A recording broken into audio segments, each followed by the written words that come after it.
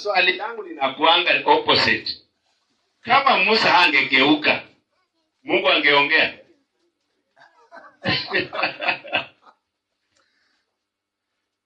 Haleluya. Unajua mimi siendangi tu na mkumbo tunaenda, najiuliza swali, je, kama Musa hangegeuka, Mungu angeongea? Angetumia njia nyingine. Sasa tuseme tu, wacha kujipatia njia nyingine. Kama Musa hangegeuka, Mungu angeongea?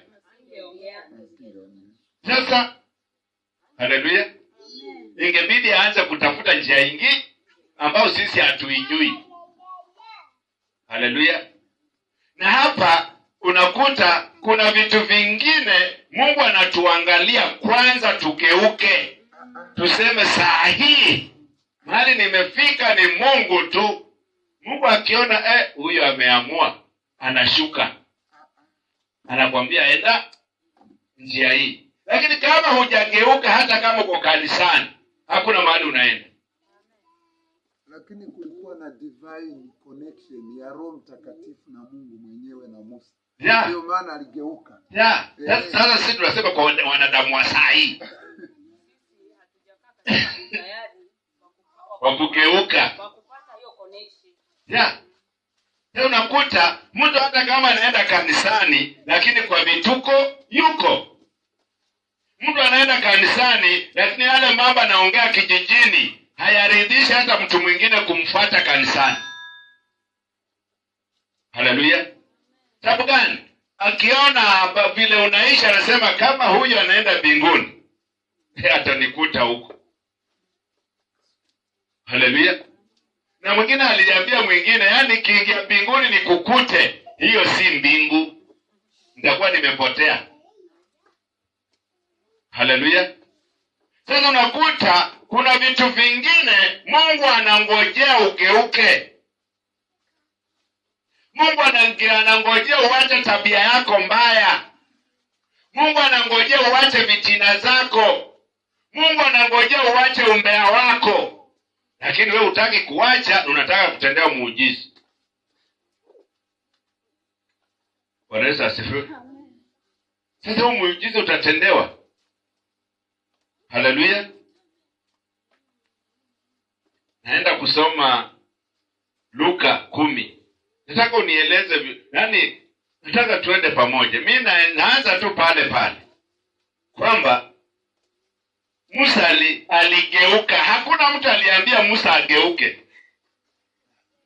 Halo. Ama Biblia yangu inasema vibaya? Haleluya. Sio turudie hapo kama mstari ama vipi? Si Waebrania Kutoka 3. Nataka ewa mstari mjue. Unataka tujue ni nani aliambia Musa ageuke?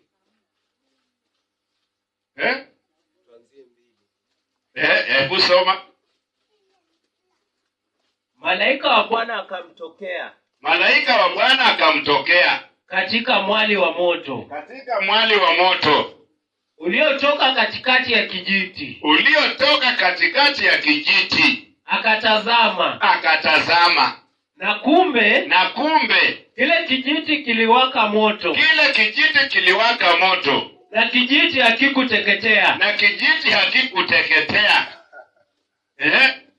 Musa akasema, nitageuka sasa. Ni wewe mwenyewe useme. Haleluya. Amen. Musa akasema nitageuka sasa. Na je, kama hangegeuka? Sababu unajua kuna watu wengi tunawahubiria hawageuki. Halo. Kuna watu tunawahubiria miaka nenda miaka rudi, yeye anasikia tu injili, hageuki. Na ndio maana maisha yake yako pale. Sababu yeye mwenyewe hajageuka. Funga hapo. Endelea hapo kidogo. Musa akasema, nitageuka sasa. Nione maono haya makubwa. Sasa tunahubiri injili ya maono makubwa. Na hakuna mtu anataka ageuke aone maono makubwa. anasema hii ni wachungaji wa siku hii, wa siku hizi. Hakuna mtu anataka kugeuka aone maono makubwa. Anasikia viwete wanatembea, hataki kugeuka aone maono makubwa. Anasikia wagonjwa wanapona, hataki kugeuka aone maono makubwa. Anakuta watu wanabarikiwa, hataki kugeuka aone maono makubwa. Haleluya. Amen. Na sababu kijiti hiki hakiteketei. Sababu gani hiki kijiti hakiteketei? Bwana alipoona kuwa amegeuka. Bwana alipoona ya kuwa amegeuka. Ili atazame. Mungu akamuita kutoka katikati ya kile kijiti. Sasa simamia hapo. Hili ilikuwa ni neno la asubuhi. Bwana Yesu asifiwe. Amen.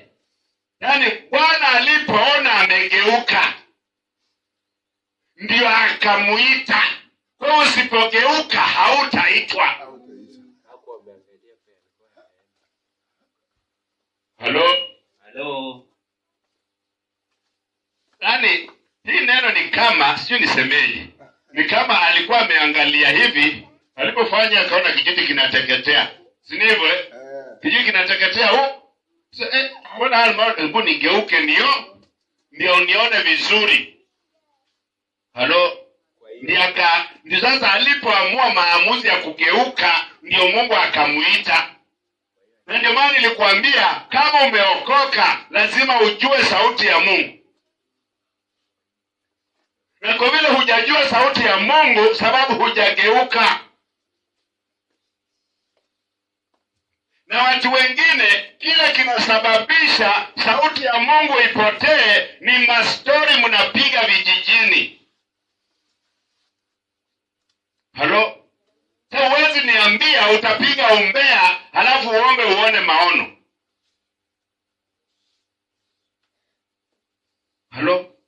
Unaweza piga umbea halafu uone maono? Hata ukiota utaota tu umbea wenye mlikuwa mnapiga, sababu hiyo ndiyo ilikuwa imejaa moyo wako. Sababu hujageuka. Bwana Yesu asifiwe. Unajua watumishi wamepewa nafasi. Bwana Yesu asifiwe. Watumishi wamepewa nafasi. Na mimi nikisoma Biblia sijapewa nafasi ya kukulazimisha. Nimepewa nafasi ya wewe ugeuke mwenyewe. Ni wewe usikie maneno na usikie neno la Mungu, useme kulingana na hili neno, wacha mimi nimkimbilie Mungu kuanzia leo. Haleluya. Luka 10 kuanzia mstari wa 1. Sasa tuende polepole. Tusipoenda polepole hautanijua. Luka 10 kuanzia mstari wa 1. Basi baada ya hayo Bwana aliweka na wengine 70. Akawatuma wawili wawili. Hawajatuma watu 100. Ametuma wangapi? Wawili. Ni wewe ujue tukiwa wawili na fulani tunaweza fanya huduma. Haleluya. Amen. Tukiwa wawili na fulani tunaweza fanya nini? Huduma. Hakutuma mtu mmoja kwamba enda wewe peke yako. Aliwatuma wangapi? Wawili. Wamtangulie kwenda kila mji na kila mahali alipokusudia kwenda mwenyewe. Akawaambia mavuno ni mengi, lakini watendakazi ni wachache. Tuendelee. Basi muombeni Bwana wa mavuno apeleke watendakazi katika mavuno yake. Na ndio maana mimi niko hapa, kila mtu ajue kuhubiri. Sasa nimeambiwa niombe Mungu apeleke watendakazi wahubiri nini? Injili. Sasa mimi ninawaambia mwenye anataka kutenda kazi aanze na ndio maana niliwaambia nataka kila mtu afanye nini? Ajue kuhubiri. Tuendelee. Enendeni, angalieni. Na kama wanakondoo kati ya mbwa mwitu. Msichukue mfuko. Tumeambiwa tusichukue mfuko. Halo. Yaani nikitoka Western sio nijibebee vyakula nitaenda kukulia huko naenda kukunaenda. Tumeelewana? Yes. Nimeambia nisibebe nini? Mfuko. Lakini huduma siku hizi usipobebe utalala njaa. Halo.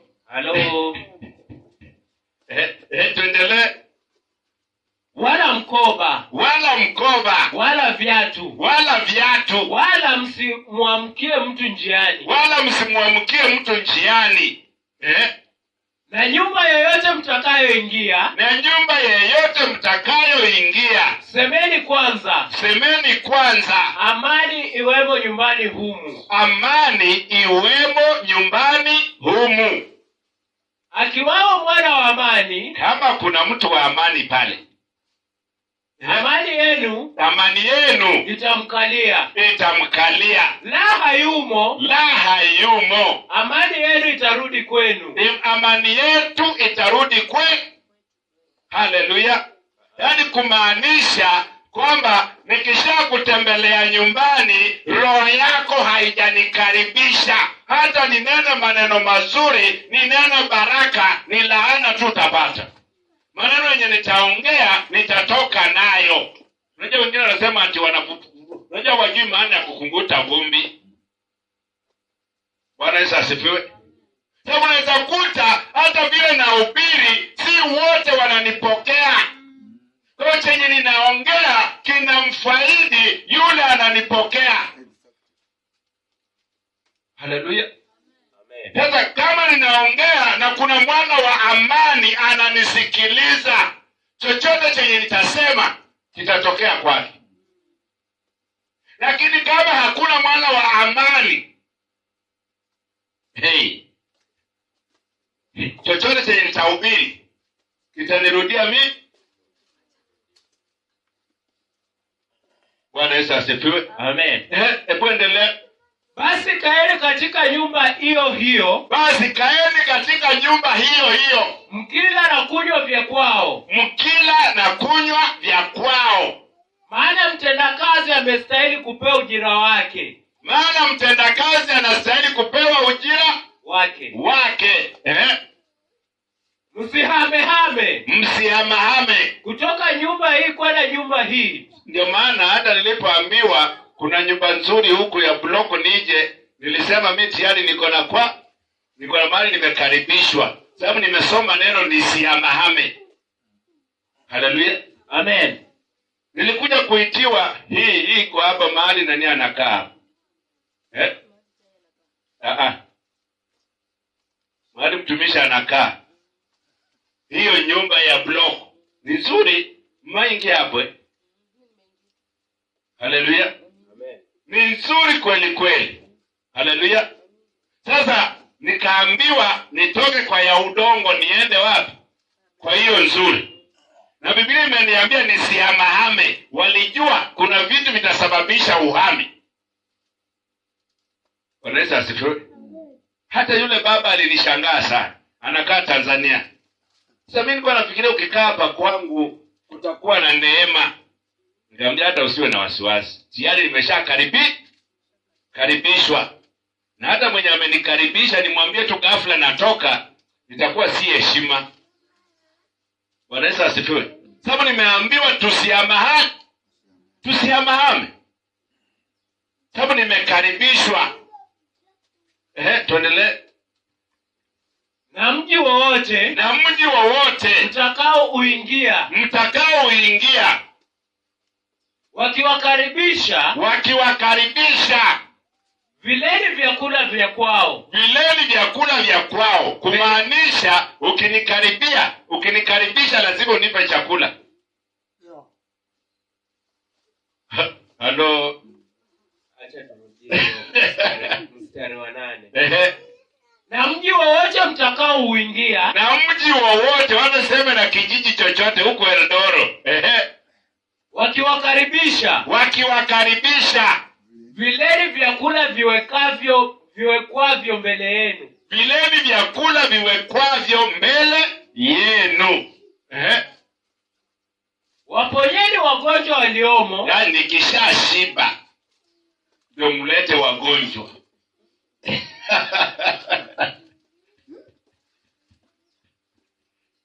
Haleluya. Amen. Yaani nikishafanya nini? Shashiba. Nikishashiba ndio ufanye nini? Walete wagonjwa. Ulete mgonjwa.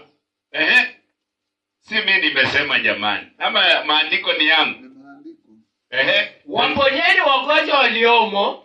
Sasa ukishashiba, waponyeni wagonjwa waliomo. Waambieni ufalme wa Mungu umekaribia. Ufalme wa Mungu umekaribia. Lakini tumeambiwa tusipokaribishwa tufanye nini? Tuondoke, amani yetu tufanye nini? Itufate. Lakini kwa vile wametukaribisha na wametupa chakula, kwa hivyo amani yetu inawakalia. Tuendelee. Na mji wowote mtakaoingia. Nao hawawakaribishi. Nao hawataki kutukaribisha. Tokeni humo. Nanyi mkipita katika njia zake, semeni. Hata mavumbi ya mji wenu yaliyonigandamana na miguu yetu tunayakunguta juu yenu. Lakini jueni hili ya kuwa ufalme wa Mungu umekaribia. Baba ulizo mbingu na nchi, tunaomba mwelekeo kutoka kitabu cha enzi, tuelekeze vile upendavyo wewe, ili nafsi zilizojiandaa zikapokea neno lako. Ni asante kwa maana utatenda, na ni katika jina la Yesu Kristo tumeomba na kuamini. Haleluya. Sasa unakuta tukiunganisha neno la asubuhi na neno hili ni kama linaenda mahali pamoja. Bwana Yesu asifiwe. Sababu tunaambiwa tunatumwa katika mbwa mwitu. Haleluya.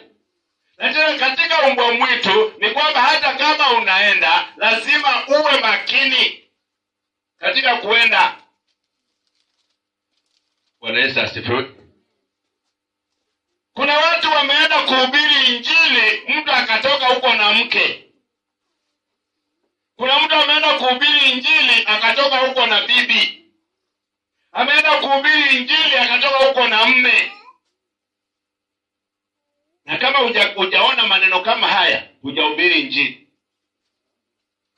Haleluya. Na unaweza kuta umeenda kuhubiri Injili, hata kama umeoa utakuta mtu anakutongoza kule kwa Injili. Bwana Yesu asifiwe. Na mimi nimekutana na wachungaji wengi sana aina hiyo. Bwana Yesu asifiwe. Sababu yeye anahubiri lakini bado na huyu mwenye anakutongoza si ati hana mke, ako na mke. Haleluya. Si ati hana mke, ako na nini? Ako na mke. Kwa sababu unajua tumeambiwa ni mbwa mwitu, lazima uwe makini usije ukaliwa. Bwana Yesu asifiwe. Kwa hiyo kuna vitu hapa sasa tunatua kwa mbwa mwitu, na ndio mbwa mwitu ndio zinasababisha watendakazi wanakuwa wachache. Sababu akipita huko anang'ang'anwa na mbwa mwitu, anaacha Injili, anaingia kwa pombe. Sababu amekutana na mbwa mwitu ambao ni wa saizi yake. Bwana Yesu asifiwe. Na ndio maana tukaambiwa tuwe makini tunapoenda, sababu mavuno ni mengi, watendakazi ndio wachache. Kuna mtu ukimpa maharage ya kwenda kuoteshee, lazima apate hapo kilo zake 3 za kwenda nazo nyumbani. Waoteshaji poleni kama kuna mmoja alifanya hivyo. Haleluya. Sisi tunaelewana? Hata utasikia wengine wakasema fulani akikuoteshea. Jamani usipochunga maharage yako nusu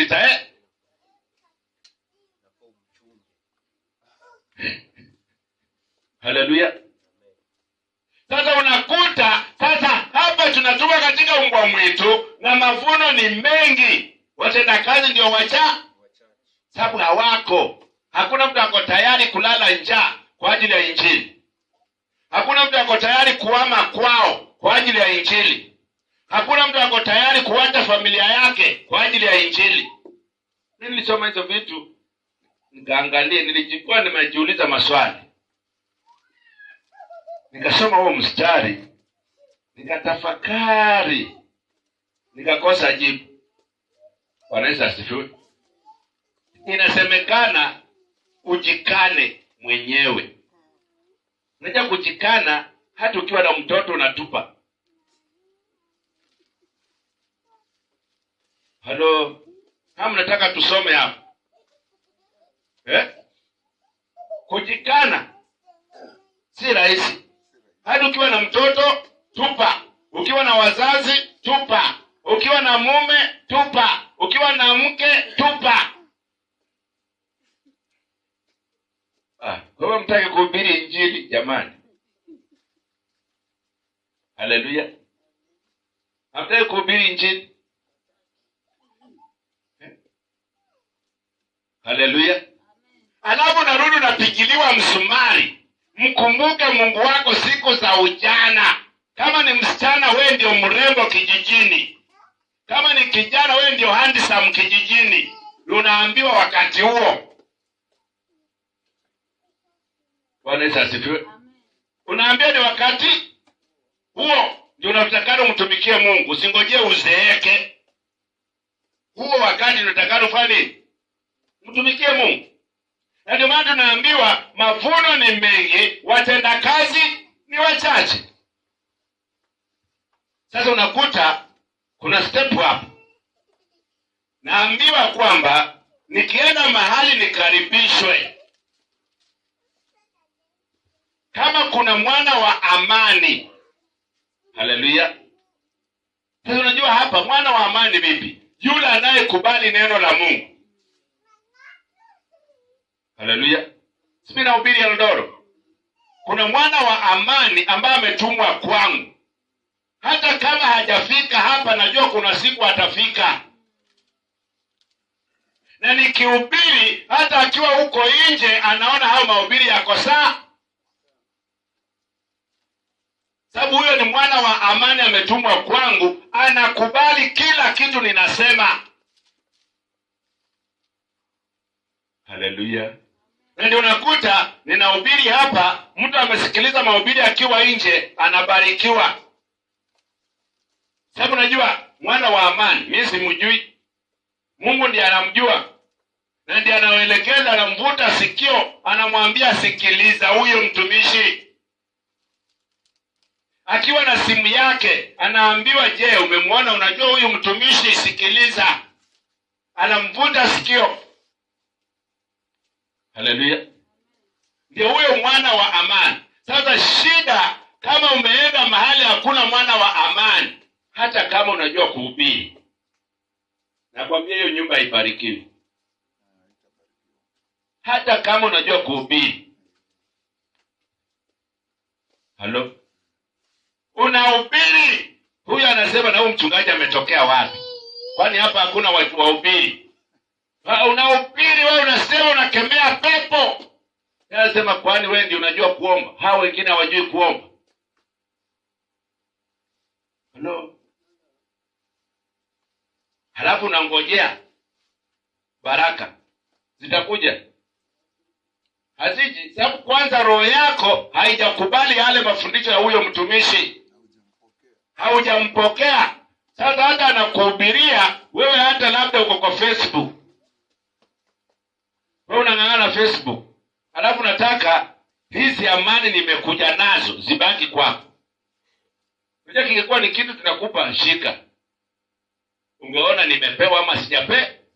Yaani ni kitu kiko ndani yako. Ni wewe upokee ama usipokee. Bwana Yesu asifiwe. Sababu nasema hii nyumba tukishaingia, kama kuna mwana wa amani, huyu mwana wa amani atapokea ile neema. Na akishatukaribisha, kama kuna mgonjwa tunamuombea. Bwana Yesu asifiwe. Sasa tuseme kuna mgonjwa na hii nyumba hawajanikaribisha. Bwana Yesu asifiwe. Unajua kuna tabia iko huko Eldoro ambayo mimi inanichanganya. Bwana Yesu asifiwe. Na kama wewe haikuchanganya, Mungu akusaidie uelewe neno la Mungu. Bwana Yesu asifiwe. Sasa unakuta hapa huyu mtumishi, kuna siku uliongea upuzi kwa ajili ya huyu mtumishi. Si ndivyo? Ukaongea vituko kabisa vyenye hata huna ushahidi. Ukipelekwa polisi unafungwa. Sababu ile kitu umeongea hakina ushahidi.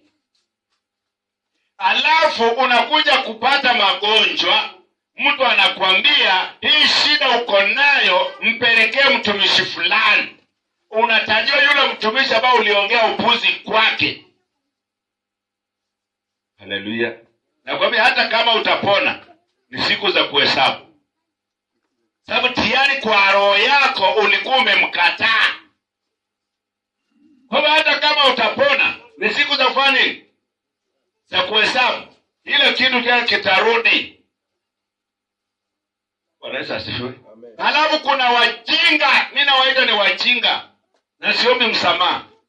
Haleluya. Unajua mimi kwa mtoto wangu siwezi ng'ang'ana mtoto wangu nianza kumwambia mtumishi fulani ni mbaya, mtumishi fulani ni mbaya, mtumishi fulani ni mbaya, mtumishi fulani ni mbaya.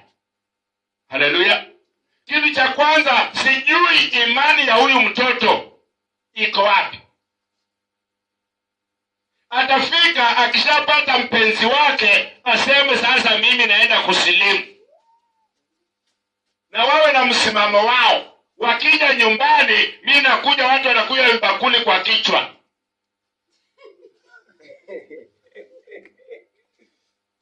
Sasa nitafanyaje? Watu wafanya maamuzi yao. Halo? Sio wamefanya maamuzi yao. Sasa huko wameoana huko. Mimi siko, naambiwa naletewa mchumba. Mtu anakuja na kibakuli na mwingine na buibui, ameacha macho kama ya ninja. Sasa mimi mchungaji niko pale, pastor, jamani nataka kuombea ninja. Utakemea pepo? Mtoto ni wako, kaamua huko. Halo? Unajua lazima nikuambie ukweli. Kile kitu tuko nacho, onyesha huyu mtoto vile atamjua Mungu. Akishalijua neno la Mungu, yeye mwenyewe ataenda akijipanga. Na usimwambie mimi ndio mchungaji peke yangu. Sababu huyu mtumishi, uliambia mtoto huyu mtumishi ni mbaya, ukamwambia huyu mtumishi mwingine ni mbaya. Kumbe imani ya huyu mtoto iko kwa huyu mtumishi mwingine. Umeshamwambia ni mbaya. Hata mtoto amekuja akashiriki hapo siku moja, unakuja kumgombeza, umetoka kanisa gani? Ile ni kanisa la kwenda. Tena na hiyo kanisa. Kumbe imani ya mtoto wako ilikuwa huko. Umeshamwambia wachungaji kama 10 ni wabaya, atashiriki wapi? Wewe atashiriki wapi?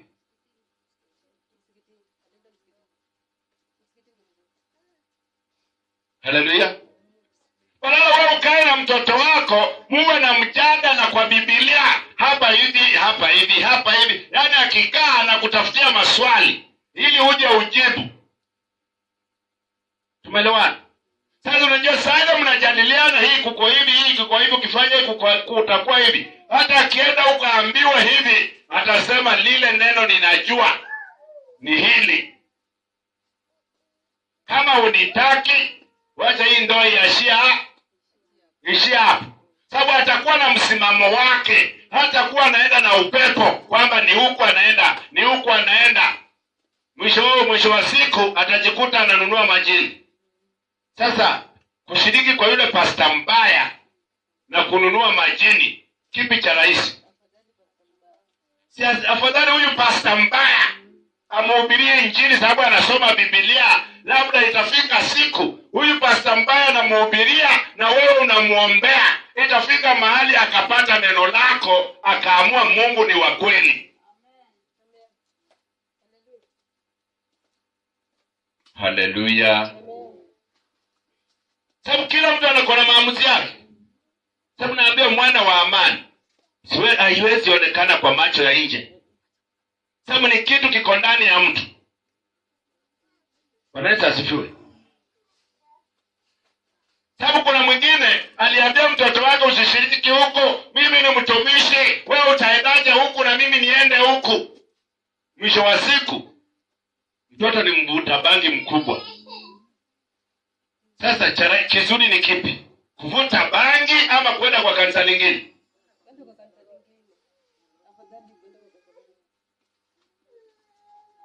Haleluya. Sasa kuna vitu ambavyo tunafanya ambazo zinatuumiza sisi watumishi. Kisa na maana ni sisi tumeotesha hiyo mbegu, watumishi ni wabaya. Sasa akishakuwa mbaya, sasa atakaa hivi, ule baba alisema ule ni mbaya. Huyu ni mbaya. Huyu ni mbaya. Sasa niko hapa na kutoka hapa paka mahali baba ako na kanisa ni 10,000 kufika. Sasa niende nishiriki wapi? Nitashiriki wapi? Nimeshaambia huko ni mbaya na nimeamini babangu huko ni kubaya. Haleluya. Sasa unajua, fundisha mtu na umpe mwelekeo na umpe uwazi aamue maamuzi yake mapema. Hello? Amue maamuzi yake mapema. Sababu tunatumwa, wale watu tumetumwa kwao, hata mimi. Wale watu wamesababisha nije Eldoro, siwajui. Hello? Wale watu walisababisha nitoke Western. Nimevuka makanisa mangapi? Nimevuka tauni ngapi? Paka Nairobi mji mkuu. Nimevuka nikaja paka huko kijijini. Yaani natoka kijijini naingia kijijini. Hello. Biblia ni yangu. Ningesoma tu nikiwa Western jamani. Nikahubiri huko nikamali. Kwa nini nije huku? Sababu kuna watu Mungu alijua kulingana na huduma yangu lazima niwahudumie wapi? Hapa Eldoro. Na hao watu ambao wanafuata huduma ya kwangu, mimi najua ya kwamba hakuna mtu mwenye ako na huduma yangu Eldoro. Bwana Yesu asifiwe. Na ndio maana Mungu anitoe mbali, anilete huku mbali. Haleluya. Lakini kama kungekuwa na mtu ako na huduma yangu hapa, singekuja, sababu tayari kutakuwa na mtu ambaye ako na huduma yangu hapa. Kutakuwa na confusion. Sababu mimi nahubiri hivi na huyu anahubiri hivi. Kwa watu wawili hawaendani mahali pamoja. Wanatumwa uwe nyinyi wawili endeni hivi, na nyinyi wawili endeni hivi, na nyinyi wawili endeni hivi. Kwa nini hakuwatuma mahali pamoja waweke mkutano mkubwa? Waende watu wengi mahali pamoja mlipuko. Alituma wawili wawili. Haleluya. Unajua nikiangalia maandiko najaribu kufikiria kwa nini atume watu wawili? Watu 70 wakikanyaga Eldoro, unajua ni crusade kubwa sana. Kwa nini hawaambie nyinyi wawili endeni Patani Hill, nyinyi wawili kaeni Eldoro C, nyinyi wawili kaeni Eldoro B1, nyinyi wawili endeni kaeni Eldoro B2, nyinyi wawili kaeni Eldoro A, nyinyi wawili endeni Kitogoto, nyinyi wawili endeni Ngutini. Je, nianze kuhesabu wawili wawili ni watume? Nani ako tayari?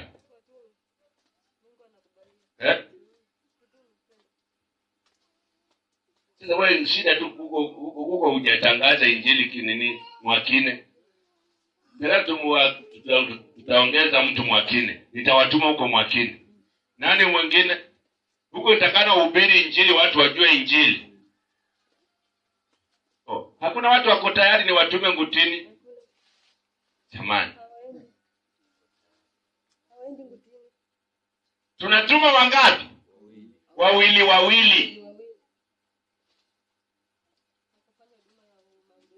Haleluya. Tunatuma wangapi? Wawili. Mnaenda mnafika kwa mlango wa mtu, mnamsalimia, mnamuuliza kama kuna tatizo, mnamuombea, mnatoka, mnaingia kwingine. Haleluya. Sasa naona hao walitumwa wawili na wakaambiwa wasibebe chochote. Sababu waliambiwa kila kitu kiko wapi? Kiko kule.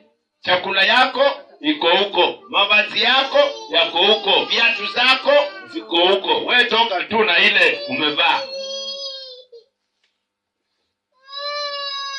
Bwana Yesu asifiwe.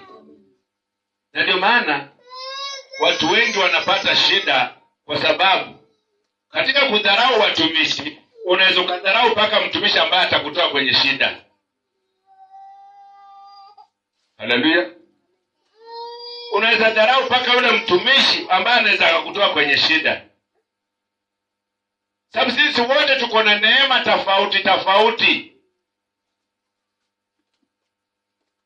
Bwana Yesu asifiwe. Amen.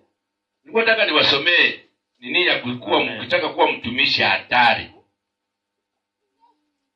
Haleluya. Ulikuwa umepata? Ile kwamba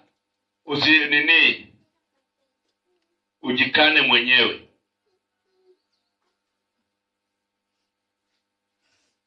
Haleluya. Ujikane mwenyewe. Mtu aliyeacha baba au mama au nini, yani hiyo inasema wao ndiye atakana awe mtumishi. Halafu niambie nani anaweza?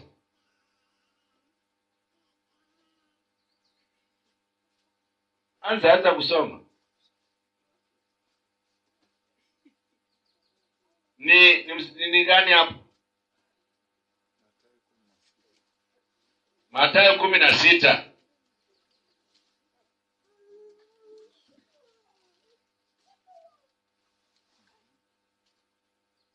Mathayo 16.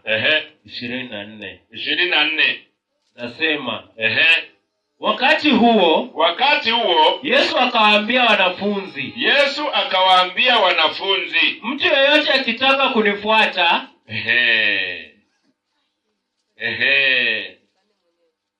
mtu yeyote akitaka kufuata nani? Yesu.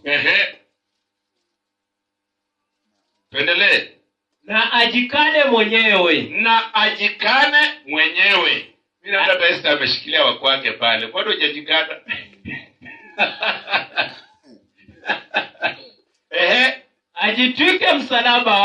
Ajitwike msalaba wake. Anifuate. Acha tusome. Alafu hao wengine unakuta msalaba wanajua ni ule wa mbao ama ni ile iko na ile wax. Hiyo wameitengeneza ya wax. Tuendelee. Hebu tuanzie mstari wa 23. Tuanzie 22.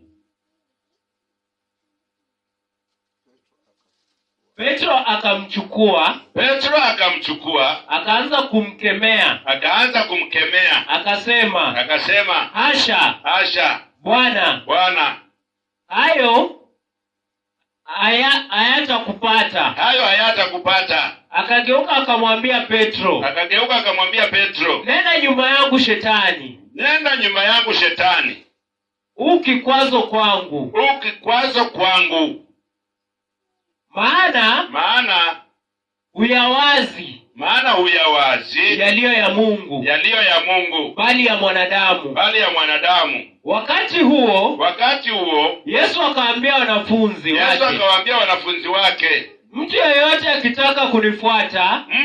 akitaka kunifuata, na ajikane mwenyewe, ajitwike msalaba wake anifuate. Kwa kuwa mtu atakaye kuiokoa nafsi yake, ataipoteza. Na mtu atakayepoteza nafsi yake kwa ajili yangu, ataiona. Kwani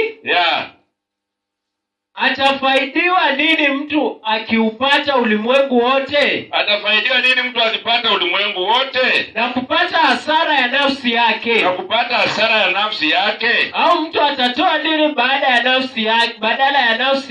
Au mtu atatoa nini badala ya nafsi yake? Kwa sababu mwana wa Adamu atakuja katika utukufu wa Baba yake. Atapata utukufu wa Baba yake. Atakuja katika utukufu wa Baba yake. Pamoja na malaika zake. Ndipo atakapomlipa kila mtu kwa kadri ya matendo yake. Amini nawaambieni,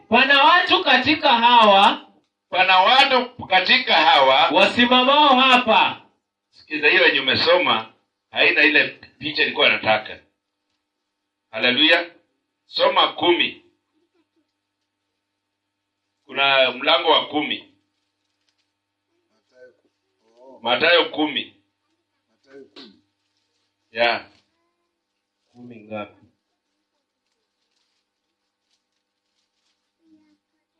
Thelathini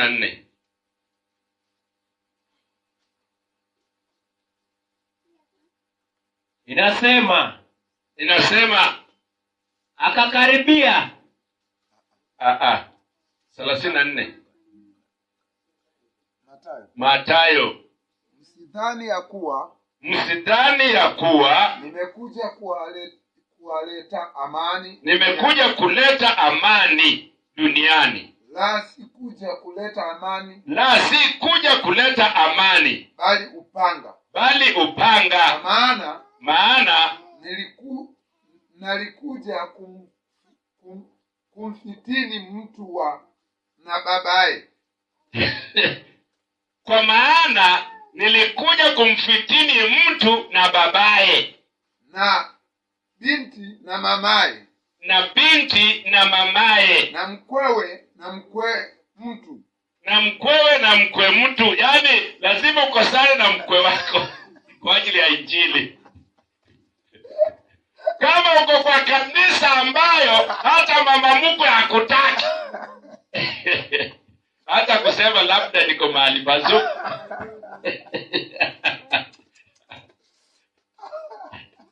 Haleluya. Amen. Kama umeingia kanisa ambayo hata mama mkwe hakutaki, baba mkwe hakutaki, baba yako mzazi hakutaki, hebu jipe ka point hapo, sema labda niko 20%.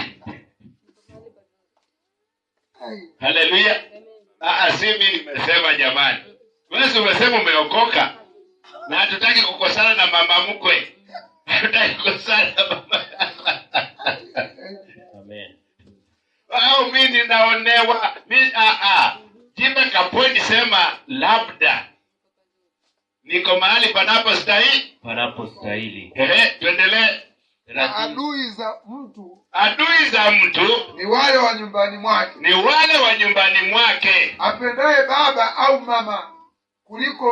Apendaye baba au mama kuliko mimi hanistahili. Wala apendaye mwana au binti kuliko mimi hanistahili. Wala mtu asiyechukua msalaba wake akanifuata hanistahili. Mwenye kuona nafsi yake ataipoteza, naye mwenyewe kuipoteza nafsi yake kwa ajili yangu ataiona. Bwana Yesu asifiwe. Hata hiyo haijasema vizuri. Kuna mahali nasema atakayeacha baba au mama, yaani wanasema, lakini hapa haijasema mke. Mke haijasema mke. Kuna mke. Kuna ya mke sijaipata hiyo. Hale tuko kwa mafundisho hapa. Kuna mke. Haleluya. Umepata? Kuna ile ya kuacha kila mtu. Haja yeye wenye wamekosana. Haleluya. Kuna mahali lazima mkosane kwanza, alafu wafike mahali wa kukubali vile ulivyo. Haleluya.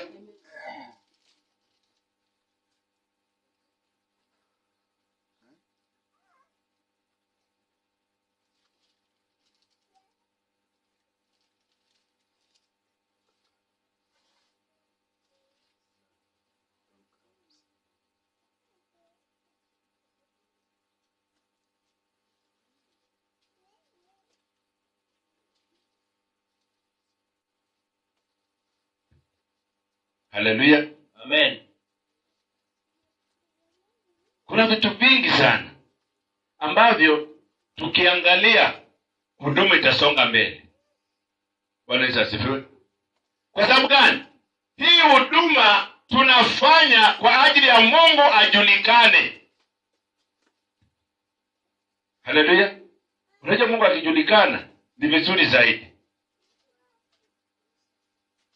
Haleluya. Sasa ukute umeenda kwa mtu akuombee, yule mtu uliongea vituko kumuhusu, badala utubu kwanza. Sasa atakuwa na kuombea na hautakuwa unapona. Mwisho wa siku utasema huyu hana upaa. Utasahau kama uliongea vituko kumuhusu. Dawa ni kwamba kama umeambiwa yeye ndiye anaweza kukuombea na ukaamini. Ukifika pale, naambia mimi mtumishi nimefika hapa, kitu cha kwanza naomba msamaha. Kuna mahali nimeenda kuomba. Mwenyewe alikuwa ameumia sana. Nikitaka kuomba hivi. Nikaambiwa na Roho wa Mungu. Usimuombee huyu, nimemfanya hivi kwa ajili yako wewe. Amen. Usijaribu hata kumuombea. Amen. Sasa hapo utafanyaje? Utamwambia ama utamwacha? Si nilimwacha. Haleluya. Hata sikuomba. Kuna mtu mwingine ukimuombea ndiye atakufa. Haleluya. Sababu unajua umetamka uponyaji, na ule uponyaji wako kwa vile yeye si mwana wa amani, ule uponyaji wako utarudi na wewe. Sasa atabaki hana uponyaji. Haleluya. Na kuna watu wameongea vituko hata anaona aibu ya kuja kukuambia umsamehe. Haleluya. Anaona aibu kabisa ya kuja akwambie jamani mtumishi, unajua vile ulikuja tulikuwa tukuelewi. Sasa kuna vitu niliongea jamani, nimekuja tu kuomba msamaha. Haleluya. Na mimi najua kama mtumishi wa Mungu atakusamehe bila chochote. Haleluya. Lakini kama ni msamaha, lazima uende na sadaka ya msamaha. Haleluya. Iko kwa Biblia ama mjui? Kuna sadaka ya msamaha, kuna sadaka ya dhambi, kuna sadaka ya kumuita Mungu, kuna sadaka ya shukurani, kuna sadaka ya agano. Kuna vitu zote ziko hapo. Haleluya. Kwa hivyo unakuta mambo kama haya yanasababisha huduma inakuwa ngumu. Kwa sababu mtu amekuongelesha vituko zote. Huko ingawa zinakufikia kama zimechachuliwa vizuri, zimeongezwa chumvi. Halafu aliyeanzisha anapata matatizo, anakuja mtumishi niombee, na akwambia alikuwa ameongea vituko. Utazijua saida unamuombea. Halo. Utazijua saa ile unamuombea, ndio unakuta kumbe huyu alikuwa hivi. Sasa utamsaidiaje? Nilifika kwingine Nikauliza mtumishi, sasa hapa mtu akiona, akaniambia ukijaribu kumuombea tu, yaani utaitwa mchawi ya mchana. Sasa utaomba tu ukisema amen na roho anakata. Na mtu alikuwa anatembea zake, alafu muombea roho akate. Hapo kiambia ukimuombea anakata roho, utamuombea? Hebu unaambia ndogo, nilikuwa nakimbia hapa kidogo, nitarudi, Mungu atakusaidia, usiwe na wasiwasi. Na unakimbia. Haleluya. Sababu yeye mwenyewe hayuko tayari kutubu. Vitu zenye aliongea ni vya aibu.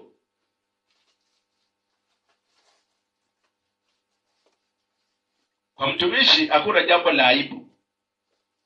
Mimi tangu nianze huduma mpaka saa hii, kutoka 1995 mpaka saa hii, ni vingapi nimeambiwa?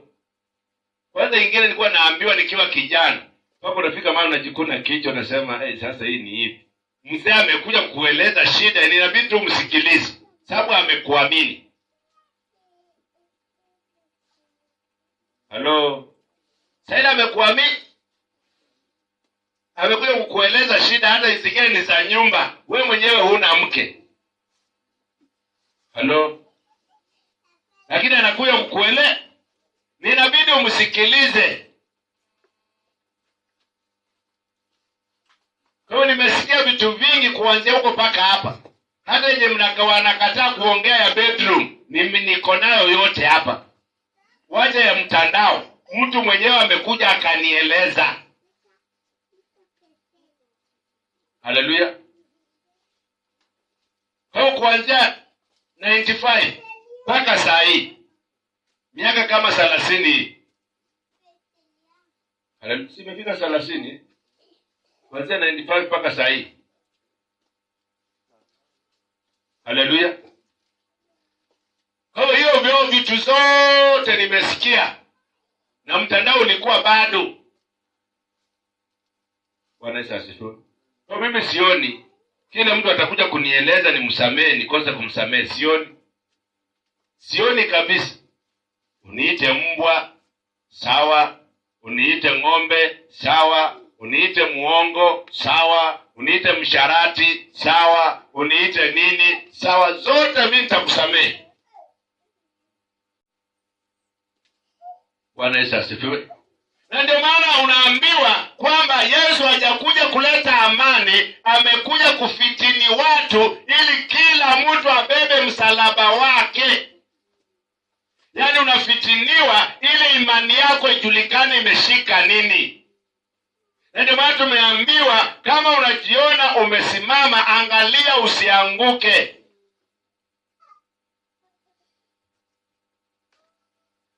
Haleluya. Wenye wanakulanga matangani wote wamechanga. Na kwa nini wamekuja kukula? Wewe umeona mtu mwenye hausiki hapa kiomboleza?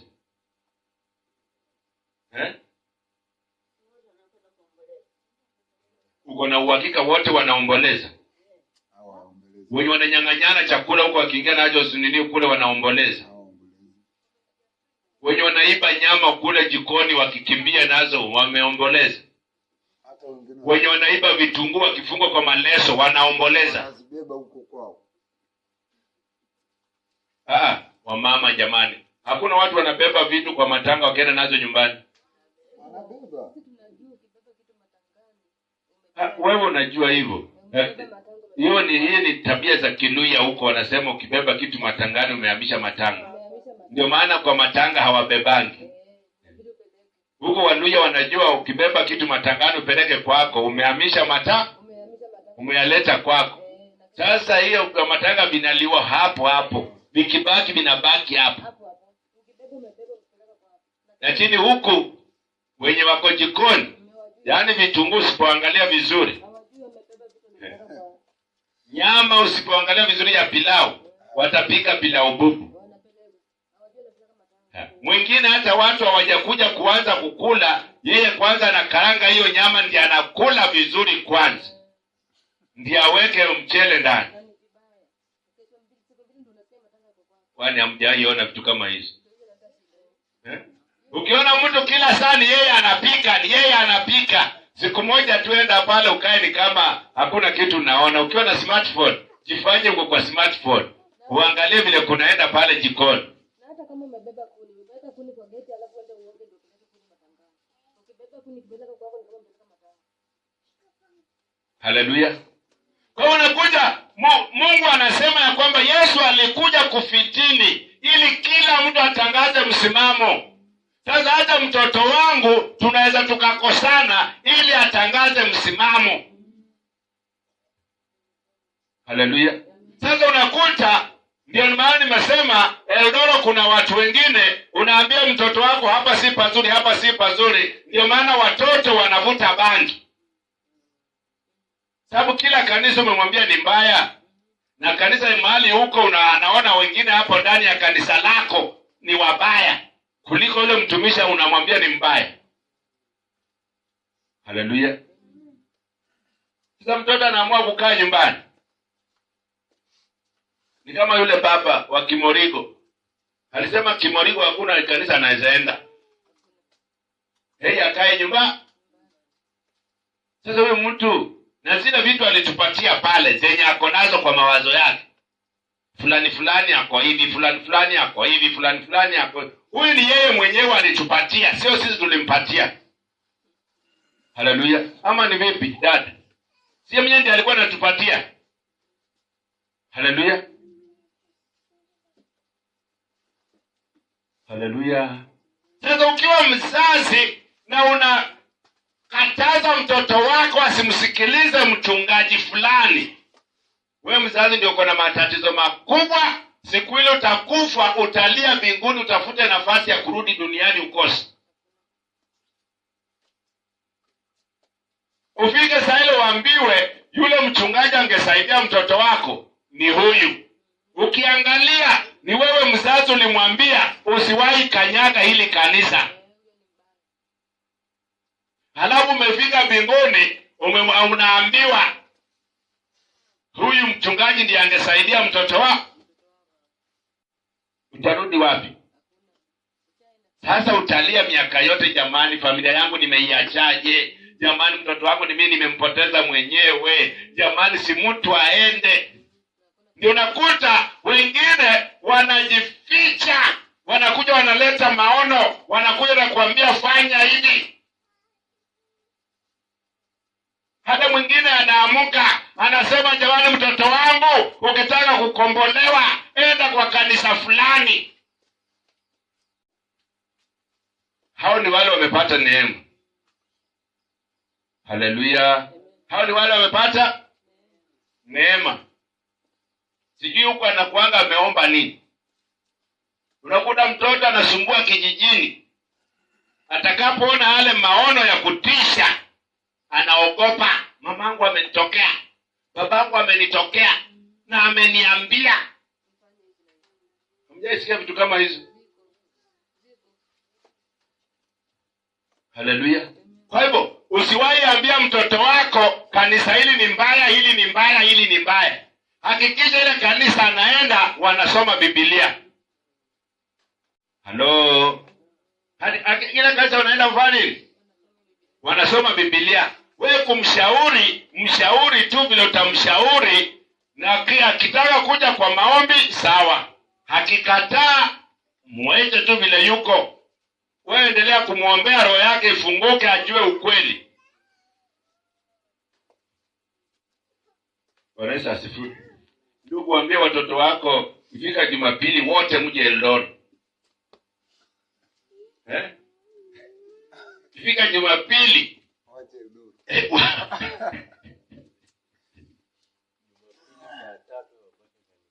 Jumapili saa 3 wakute wapi? Kanisani. Inawezekana? Si kanisani tu, kanisani Eldoret. Mahali mimi na hudu.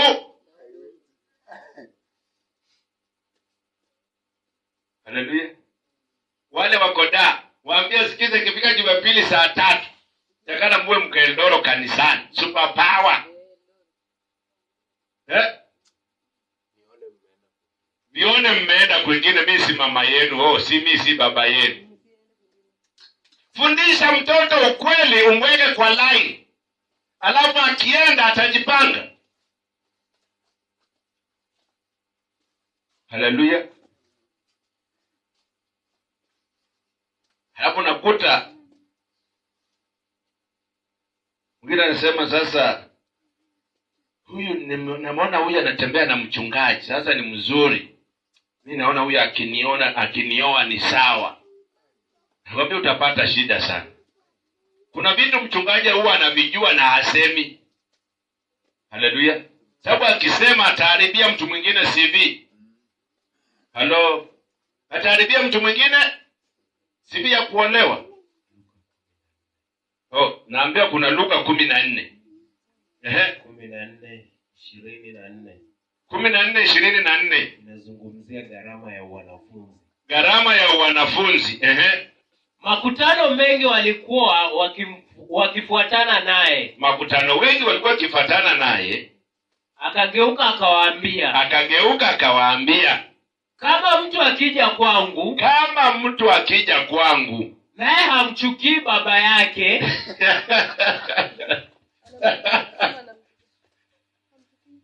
Sasa wewe mtumishi utaki mtoto akuchukie.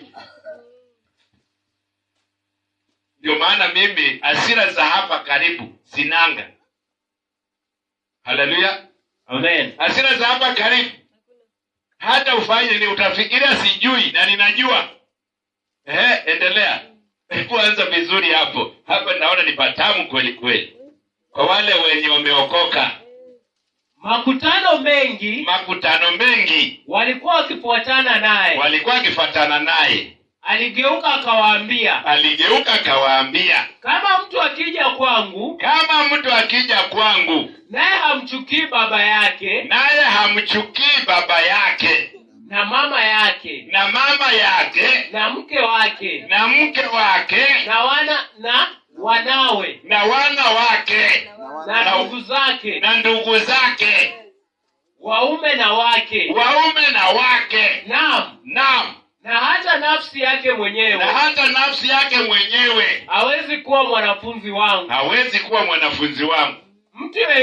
Mtu yeyote asiyechukua msalaba wake, na kuja nyuma yangu, hawezi kuwa mwanafunzi wangu. Maana ni nani katika ninyi kama akitaka kujenga mnara, asiyeketi kwanza na kuhesabu gharama, kazi ya fundi Newton. Kama anavyo vya kuumaliza huo. Asije akashindwa baada ya kupiga msingi. Watu wote wanao wakaanza kumdhihaki wakisema, mtu huyu alianza kujenga akawa hana nguvu ya kumaliza. Au kuna mfalme gani akitaka kwenda kupigana na mfalme mwingine, asiketi kwanza na kufanya shauri kwamba yeye pamoja na watu 10,000 wataweza kukutana na yule aliyekuja juu yake na watu 20,000. Na kama akiona hawezi hutuma ujumbe kutaka sharti za amani. Mtu yule akali mbali. Haleluya. Acha hapo. Bwana Yesu asifiwe. Kumaanisha ukianza msingi lazima upige mahesabu kama utamaliza. Mnaelewa inamaanisha nini? Yaani ukishaamua kuokoka, kitu cha kwanza lazima upige mahesabu kama utamaliza mwendo. Halo, sio leo nimeokoka, kesho kutwa kwa bangi. Leo nimeokoka, ukiambia switch yake unasema ndio, kumbe mimi ninakuanga switch. Halafu ulikuwa umesema utaokoka. Halo. Sasa ukitaka kuokoka lazima ujue, upige mahesabu. Ninapoanza kuokoka, kuna watu wananiita sweetheart, kuna watu wananifanya hivi, kuna kitu hili ninafanya. Lazima hizi vitu zote ni kuachana nazo. Halo. Sasa watu wanaokoka bila mahesabu hayo. Kwa vile mhubiri amehubiri vizuri, nataka kuokoka. Unaombewa toba na huyu, toba zitawaua. Kuna watu wameombewa toba mara 30. Halo. Kuandika jina lako mara 20.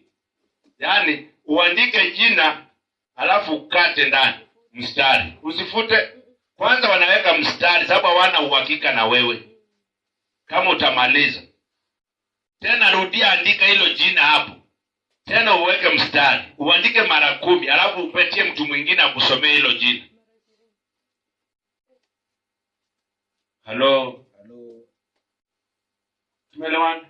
Kama unataka kufanya mazoezi, wapi mazoezi? Tafuta jina lako rahisi. Chukua kalamu na karatasi. Tafuta jina lako rahisi. Andika hiyo jina lako hivi. Ukishaliandika, ulisomeke vizuri kabisa. Alafu usonge mbele. Usonge, tuseme umerudi nyuma. Rudi nyuma step moja. Sasa anza hii leta ya mwanzo hii, yenye utaanza kwa hii nyingine ianzie huku. Ndio iandike hiyo jina.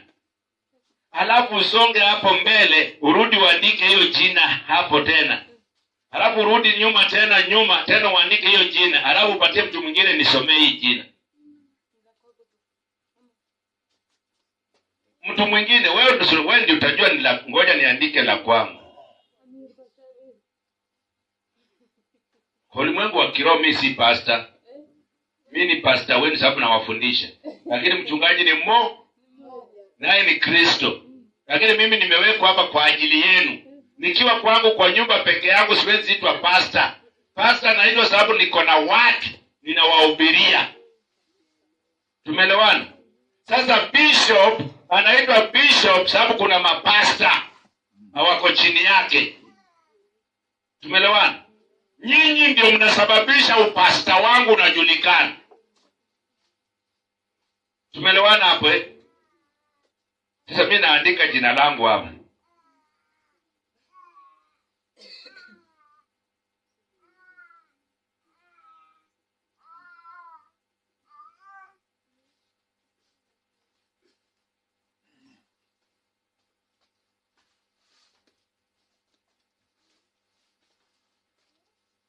Unisomee hii jina. Hii.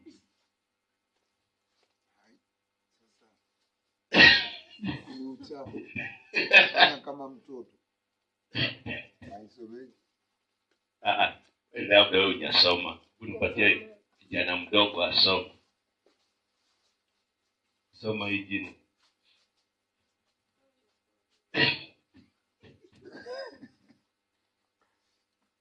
Nimeandika jina yangu vizuri kabisa. Huyu atasoma, nisomee hii jina.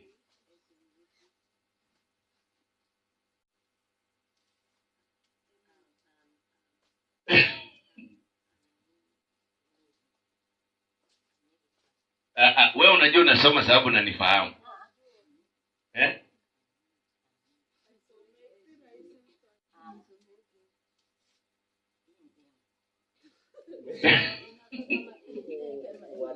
Sasa unataka kupatia Mungu kazi hiyo ngumu ya kugesi. Ama ningeandika jina yenye sijui, yenye nyinyi hamjui. Ndio sasa uniambie mtu, nimeambia tu jina lako. Andika leta ya kwanza, uandike kwanza, andika jina lako vizuri. Alafu hakikisha hii jina yenye unakuja la pili ianze na, kama umeanzia hapa, anzia hapa. Andika tu jina lako vizuri. Halafu kama unaanzia kuanzia hapa tena pengine, andika jina lako vizuri. Mwisho wa siku wauliza mtu hii jina gani? Hakuna mtu atajua hiyo jina la gani. Kuna wokovu wengine wako hivyo. Majina ikaandikwa mpaka hata ukaseuke, hata ukimwombea wokovu, hata Mungu anashangaa sasa hii ni jina gani? Halo. Ndio wale watumishi walienda kusema pepo toka kwa Mungu anayehubiriwa, kwa Yesu anayehubiriwa na Paulo. Wakauliza, kwani Paulo tunamjua, Yesu tunamjua, nyinyi ni kina nani? Hawa ni watu wameokoka mara nyingi, jina limefutika, kwamba hata hawajulikani katika ulimwengu wa kiroho wao ni wakina nani. Hawako kwa shetani, hawako huku. Kwa shetani peji liraruka. Paka ulimwengu wa kiroho, paka mapepo inauliza, nyinyi ni kina nani? Kwa mapepo na kujua vizuri. Haleluya. Sasa niliposoma hapo, mtu ukosane na fulani, hadi ndio naambiwa hiyo ndio injili ya kweli. Bila neema tunapitia wapi? Mimi mtoto wangu akipata shida, naumwa kichwa kabisa, nataka nitafute pesa, kama ni wa kwenda hospitalini aende.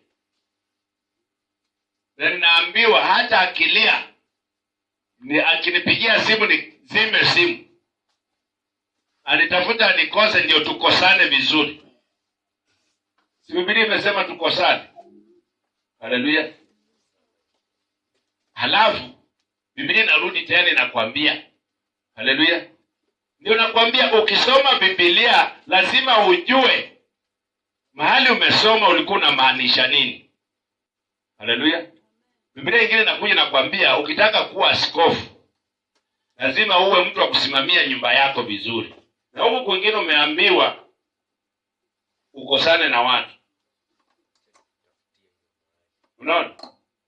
Unaambiwa sasa hapa uwe wa kuhudumia nyumba yako vizuri. Uwe mtu wa mume mmoja au mke mmoja. Tumeelewana? Sasa huyu nimeambiwa nikosane na mke wangu. Hapa kwingine nimeambiwa niwe na mke mmoja. Lakini sasa haya ni maneno ya Yesu na haya ni maneno ya Timotheo. Bwana Yesu asifiwe. Tumeelewana? Yaani injili tamu. Mungu atusaidie jamani, tutaendelea. Haleluya. Tutafanya nini? Tutaendelea siku nyingine. Kwa hiyo nitakana Mungu atusaidie. Na Mungu anapotusaidia tujue ya kwamba hapa kuna vitu lazima tuvifuate. Haleluya. Tukishafuata hiyo vitu, Mungu atatusaidia tuambie sasa fanyeni hivi, fanyeni hivi, fanyeni hivi, fanyeni hivi. Akishakuelekeza, mimi naamini kuna vitu hata ukielekezwa wewe mwenyewe utajipanga. Haleluya. Mungu ni mwaminifu.